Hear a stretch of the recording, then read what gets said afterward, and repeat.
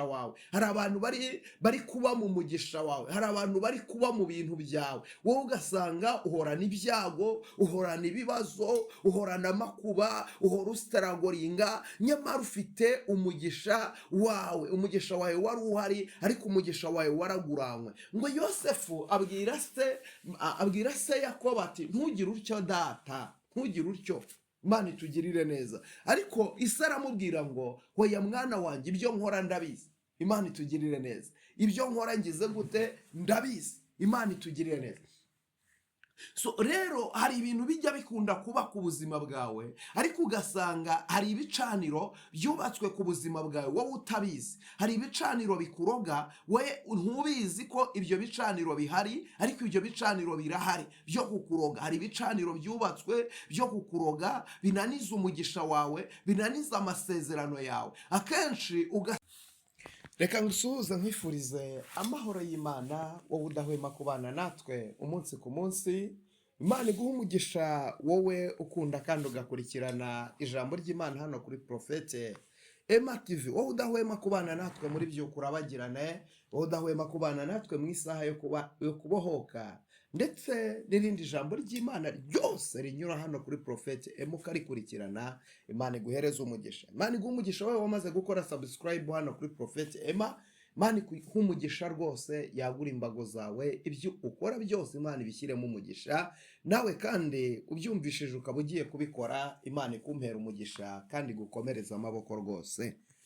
Uyu munsi rero turagarutse, nabwo ni mu isaha yo kubohoka, tugiye kubana. Ejo twaganiriye ku nzira 3, ibintu 3 ushobora gukora bigafungura umugisha wawe. Uyu munsi wa none nabwo turagarutse tuganira nk'uko bisanzwe umunsi ku munsi. Hanyuma uyu munsi tugiye kuganira ku bintu biba ku buzima bwawe, ariko bikaba bigaragaza yuko ari imbaraga z'abarozi. Hari ibintu biba ku buzima bwawe, ariko bikamenyesha yuko hari imbaraga z'abarozi bari kukuroga. Ukwiriye gusenga. Ibyo bintu iyo ubyibonyeho ukabibona ku buzima bwawe, biba bisobanuye ko ukeneye gusenga. Hari igicaniro cy'abarozi cyubatswe ku buzima bwawe kiri kukuroga. Akenshi iyo tuvuze igicaniro, ubundi ibicaniro habaho ibicaniro bibiri, habaho igicaniro cya Bayali, hakabaho n'igicaniro cy'Uwiteka. Ni ukuvuga ngo rero iki gicaniro tugiye kuvugaho ni igicaniro cy'abarozi cyafashe ubuzima bwawe.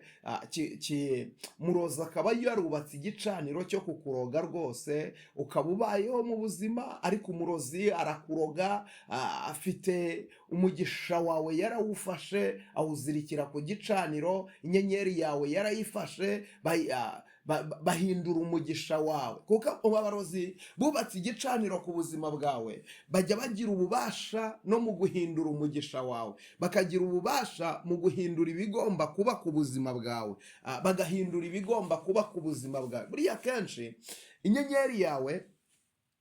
inyenyeri yawe hari igihe tujya dukunda kumva ngo inyenyeri yawe barayizimije, inyenyeri yawe barayibye, inyenyeri yawe barayijyanye. Hari ikintu kijya gikunda kuba ku buzima bw'umuntu, ugasanga baraje batwara inyenyeri yawe. Bamaze kugutwara inyenyeri yawe, umugisha wawe uraguranywa.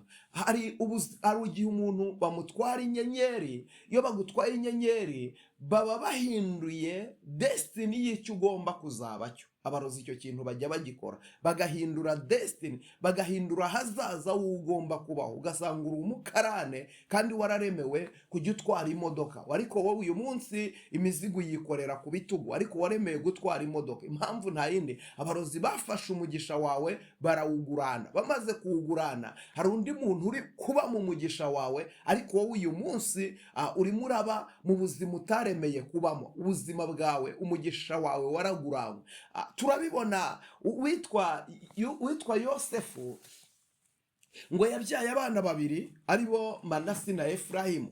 Bibiliya itubwira ko Manase ari we wari mukuru, Efurayimu ni we wari umuhererezi.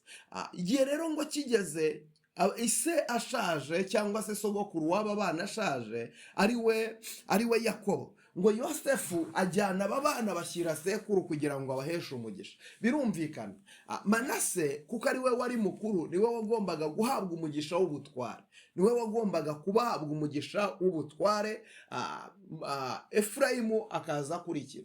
Ariko Bibiliya iravuga ngo abana bamugeze imbere, Yakobo anyuranya amaboko ye kandi abizi, anyuranya amaboko ye abizi.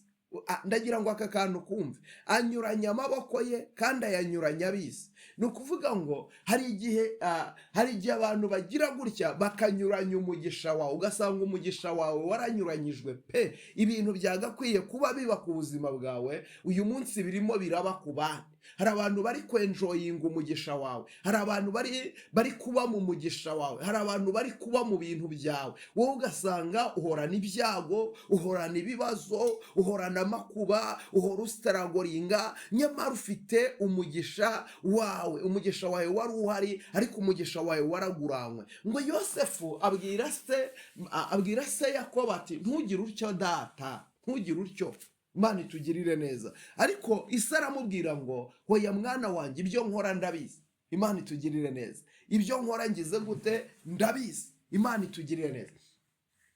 So rero hari ibintu bijya bikunda kuba ku buzima bwawe, ariko ugasanga hari ibicaniro byubatswe ku buzima bwawe wowe utabizi. Hari ibicaniro bikuroga, we ntubizi ko ibyo bicaniro bihari, ariko ibyo bicaniro birahari byo kukuroga. Hari ibicaniro byubatswe byo kukuroga, binaniza umugisha wawe, binaniza amasezerano yawe. Akenshi ugasanga ubaho nawe ntabwo uzi ikintu gitera ibyo bintu, ntuzi ahantu bituruka, ntuzi ikintu kibitera, ntuzi ngo bigenda bite. Wowe ubona byanga, wowe ubona bidakunda, wowe ubona bitemera, mbega ubona ari ibintu biba ku buzima bwawe, ariko ukabona ntibyemera, ukabona ntibikunda. Ukagerageza kujya gucuruza kandi wiyumva wifitemo impano, ariko ukabigerageza ukabona ntibikunze. Ukagerageza kubaka urugo kandi ubona koko wakubatse urugo, ubona wakubatse urugo kuko urakundwa, ugira abagukunda, ugira abakubaza izina, wowe iyo urebye ubona byakwemera, ariko nyirizina ukabigerageza ukabona ntibikunze,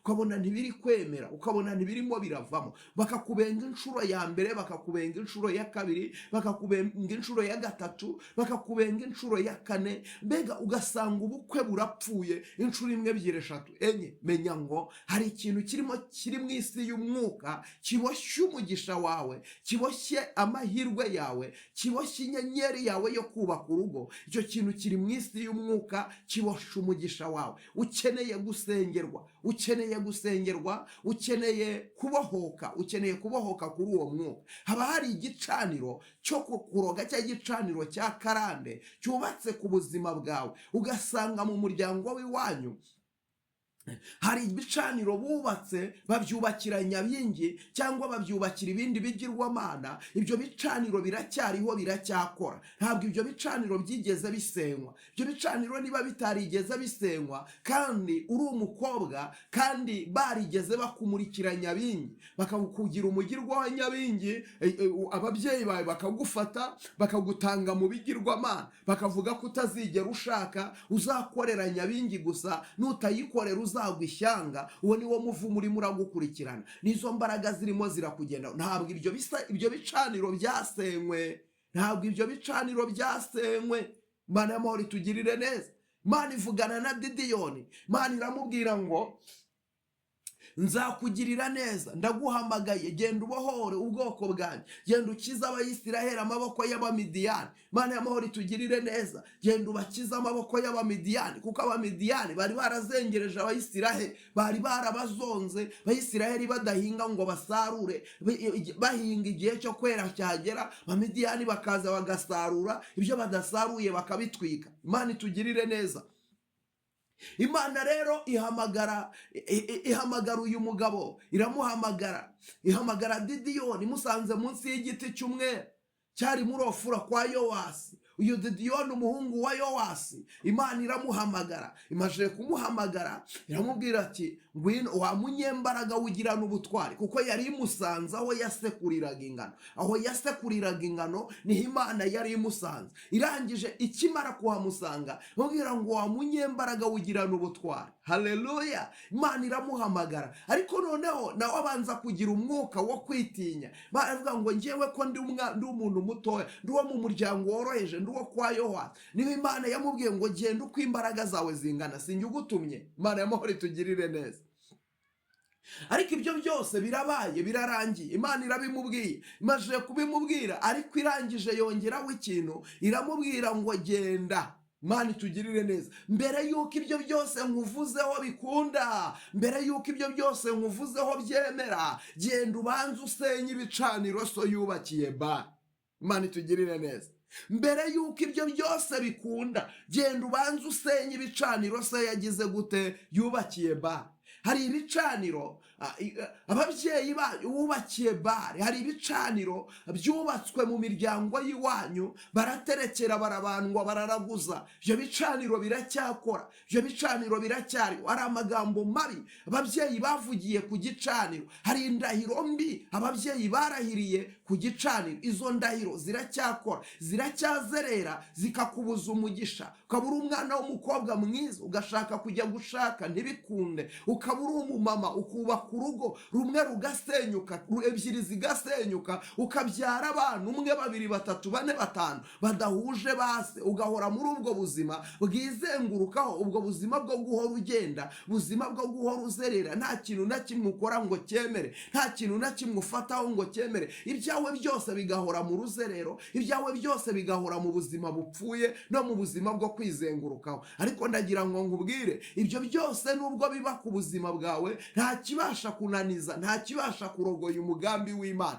Umugambi w'Imana urakomeza, umugambi w'Imana wo ni mwiza, umugambi w'Imana wo ntupfa, umugambi w'Imana wo ntusaza. Ndagira ngo mvugane nawe, icyo ukeneye kumenya ni ukumenya ibyo ngibyo bubatse ku buzima bwawe, ukamenya ko hari ibicaniro bakubatseho. Warangiza ugakora ikintu cyo gusenya ibyo bicaniro, ugakora ikintu cyo gusenya ibyo bicaniro byubatswe ku buzima bwawe, ugakora icyo kintu cyo gusenya ibyo bicaniro byubatswe mu muryango w'iwanyu. Igihe cyose utari wasenya ibyo bicaniro, bizagumya kukugiraho ububasha. Igihe cyose utari wasenya ibyo bicaniro, bizagumya kukugiraho ijambo, bizagumya kukuyobora. Ibyo bicaniro bizagumya kuvuga ryijyane ku buzima bwawe. Rero ukeneye kubanza ugasenya ibyo bicaniro, ukabona ukagira umugisha. Ukeneye gusenya ibyo bicaniro, ukabona ukagera ku cyo Imana yavuganye nawe. Ukeneye gusenya ibyo bicaniro, ukabona ukagera ku cyo Data yagambiriye gukora ku buzima bwawe. Senya ibyo bicaniro, ubone umugisha w'Imana. Senya ibyo bicaniro, winjire mu cyo Imana yavuganye nawe. Senya ibyo bicaniro, iyo mivumo ikuveho. Kuko uyu munsi urimo urarwana no kubaka, ariko mu muryango w'iwanyu bubatse igicaniro kigutangaho ibitambo. Imana itugirire neza. Urarwana no kubaka, ariko hari abarozi bubatse igicaniro kikubuza kubaka. Icyo gihe rero icyo ukeneye nta kindi, ukeneye kwegera umutambyi, ukeneye kwegera umushumba wawe akagusengera Imana. Ukeneye gusengerwa, ukeneye kubohorwa ibyo bintu bikuboshye. Ukeneye kwegera umutambyi, umuhanuzi, umushumba akagusengera Imana, kugira ngo ubashe kubohoka kuri ibyo bicaniro. Mubashe, kuko igicaniro kiba igicaniro ryari igihe gifite umushumba. Ntushobora kubaka igicaniro nkawe uri umukristo, ntushobora kucyubaka ngo gikomere cyitwa igicaniro. Neda, ntibishoboka.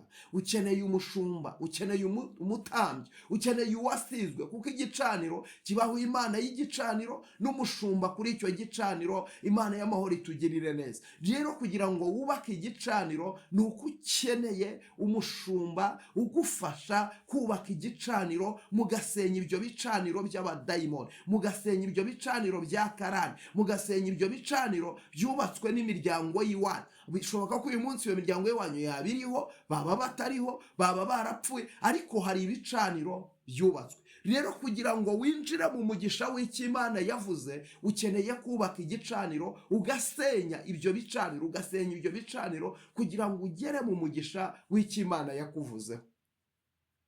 Imana y'amahoro itugirire neza.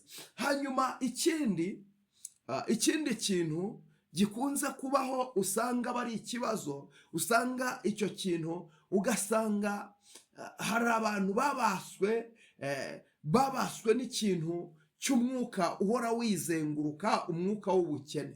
Umwuka w'ubukene buriya mu muryango hari igihe habaho rwose hakabaho ikintu cy'igicaniro cy'ubukene, ugasanga kirahaba rwose, uwo mwuka w'ubukene ukahaba, ugakora ntibikunde, ukagerageza ukanga ukagumya ukaba umukene, ukanga ibintu byose ugiyemo ibyo bintu ntibikunde. Mbega ugasanga hari ubukene ariko bwa karande, ubukene bwa karande mu muryango w'iwanyu. Papa wawe yapfuye aca inshuro, barinze bapfa bakiri abasuhuke, bapfira mu busuhuke, mbega bapfira mu gushaka ubuzima. Imana y'amahoro itugirire neza.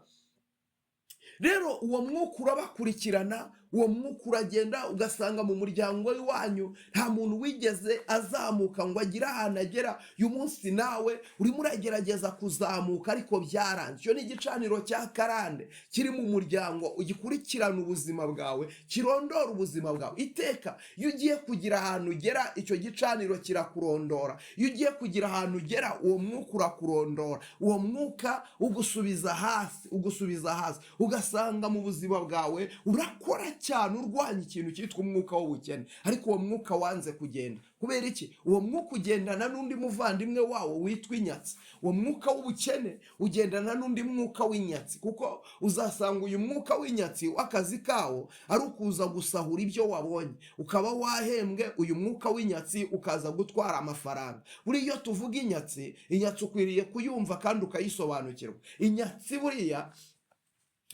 ntabwo ikubuza gukora, inyatsi ntabwo ikubuza gutunga amafaranga. Inyatsi irakureka ukabona akazi, kandi inyatsi irakureka ugakora kandi ugahembwa.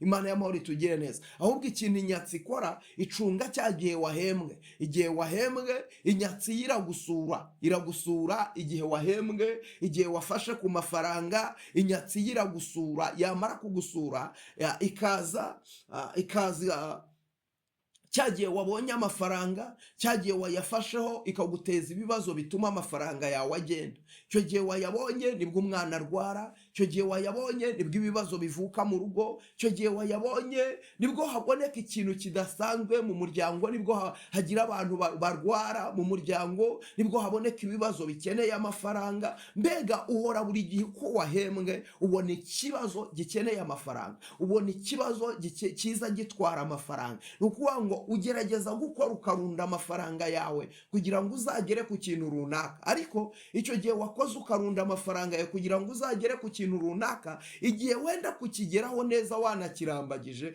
niho haboneka ikibazo gikomeye, kikaza akahita haza umwuka ugakubita ya mafaranga, ntumenye inkubi yakubise cya kintu bikarangira utagikoze. Niba ari ikibanza wagambiriye kugura ntukigure, niba ari imodoka wagambiriye kugura ntuyigure. Mbega ugahora muri ubwo buzima bw'ibibazo bidashira, muri ubwo buzima bw'ibibazo bitarangira. Mbega ugahorana ibibazo ku buzima bwawe, ntibirangira ntibishira, ugasanga ubayeho ntupfuye ntukize, ubuzima bwawe buhora ari ukwizengurukaho. Rero menya ko hari igicaniro cyakubakiwe ukeneye gusengera, kigasenyuka mu izina rya Yesu.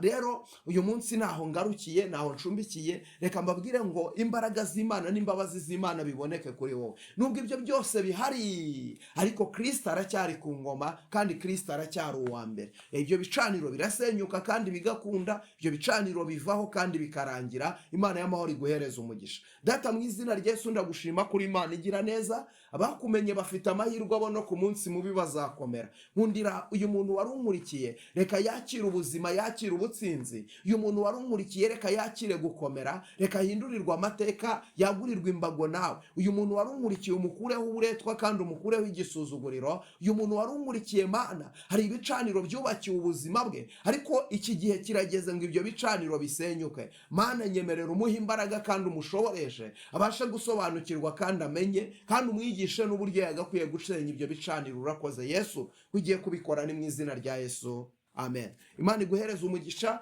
Ijambo ry'Imana ryo nakagaruka, isaha yo kubohoka nakagaruka. Imana ibahereza umugisha. Kora subscribe niba utarayikora, ariko kandi uramenye ntugende udasharinze iri jambo ry'Imana, risharinge byibuze abantu 5. Ukibikora uhabwa umugisha n'Imana. Urakoze. Kuboko kwiza kw'Imana ni kukubeho. Shalom shalom.